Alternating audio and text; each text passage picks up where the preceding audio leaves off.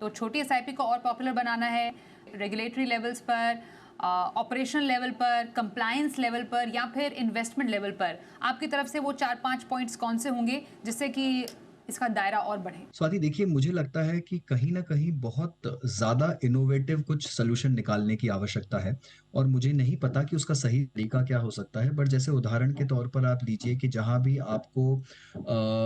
Municipality के workers दिखते हैं या गिग वर्कर्स दिखते हैं या फिर बहुत ही लो वेजेस वाले आपको लेबरर्स दिखते हैं या तो वहाँ पर सरकार को कोई इस तरह की स्कीम निकालनी पड़ेगी कि जहाँ पर उनकी जो आय है या आमदनी है उसमें कहीं न कहीं क्लब होकर ये अमाउंट उनके बैंक अकाउंट में जुड़ जाए या उससे निकल कर सीधा कहीं निवेश हो जाए, बिना किसी हैसल के, बिना किसी पेपर वर्क के।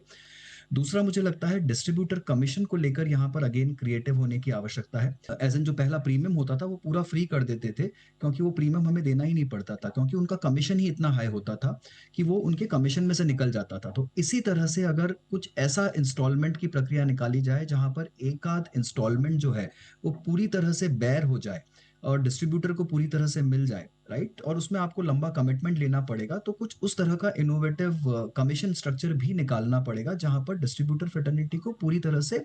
इंसेंटिवाइज़ किया जाए और बहुत आसान करना पड़ेगा एसआईपी की पूरी प्रक्रिया को, पूरे सिस्टम को विदाउट एनी केवाईसी हिंड्रेंसेस कि ये क्विकली एक क्लिक में ये खत्म हो जाए और इसके लिए डिजिटल प्लेटफ़ॉर्म्स भी बहुत बड़ा रोल प्ले करेंगे। जितने ज़्यादा डिजिटल प्लेटफ़ॉर्म्स प्रमोट होंगे, उतना ही आसान हो जाएगा। तो सबका एक कॉम्बिनेशन मिलाकर ही मुझे लगता है कि कहीं पर इसको हम एक बहुत बड़ा स्वरूप दे सकते हैं।